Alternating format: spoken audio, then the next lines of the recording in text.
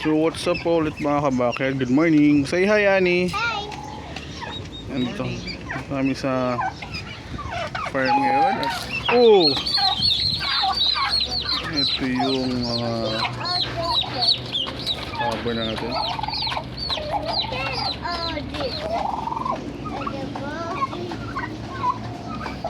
Manok, mga kambing. Oh, go ask Kuya Jericho.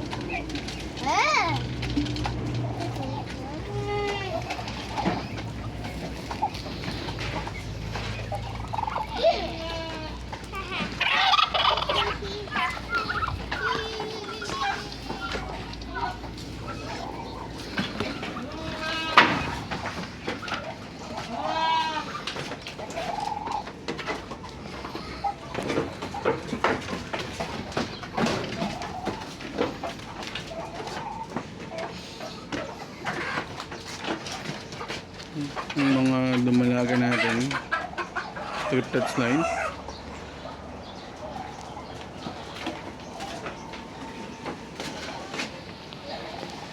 So buntis na rin to, waiting lang tayo mga anak. Patong isa.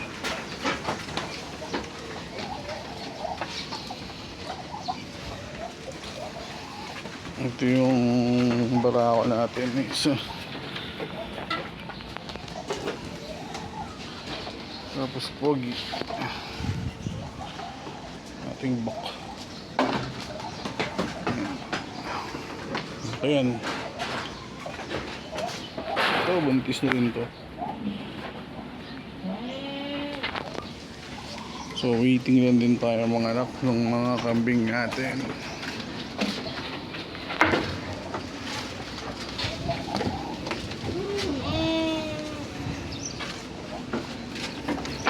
Ilan pa laman yan? Baka next week pa dumating yung in-order ko. Ha? Dalawa? Malinisan na yung mga ibang check ng mga ibang drum. Check kami ng mga stock namin para sa papalapit na summer. Although summer ngayon medyo okay ang mga pawala.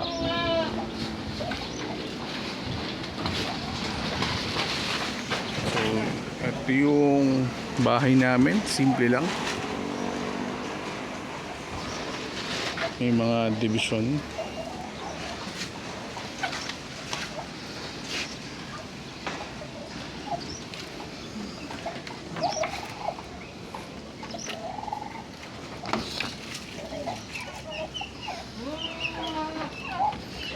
May stock din kaming dayami para beddings pag nanganak yung mga kambing. Yan, stock namin ng dayami. Yung konti na lang yan, di ba kasi kinakain na ng kambing.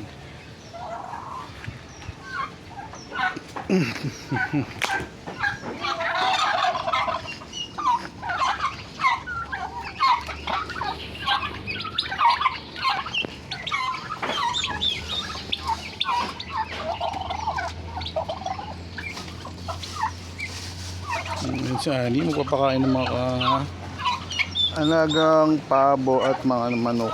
Shaky!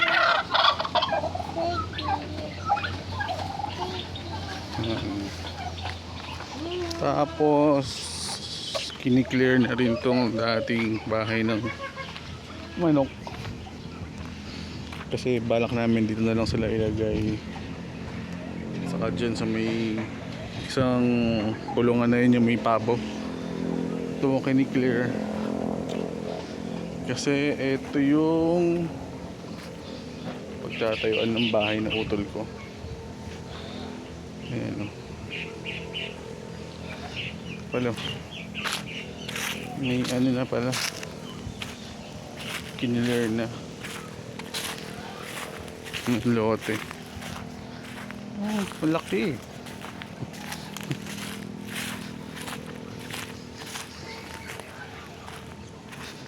So check natin yung mga ibang tanim namin. So ayan, ang lago na nung ampalaya. Oh, laki oh.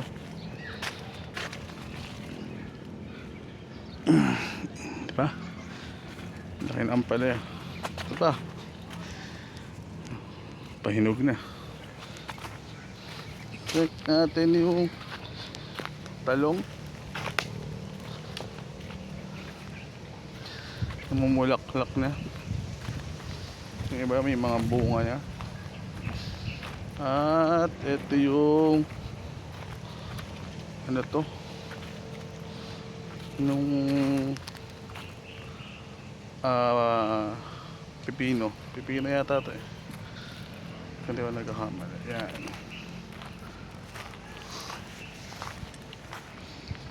Tapos sili.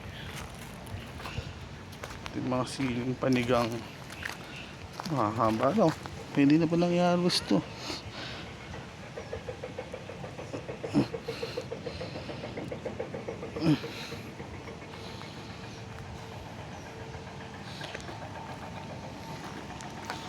Sili. Ito rin.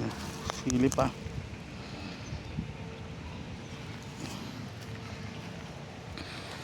Papaya.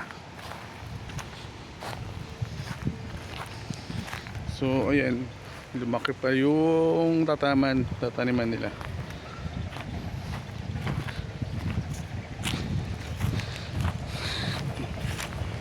So yun lang. Ito ngayon yung itsura ng aming farm ngayon.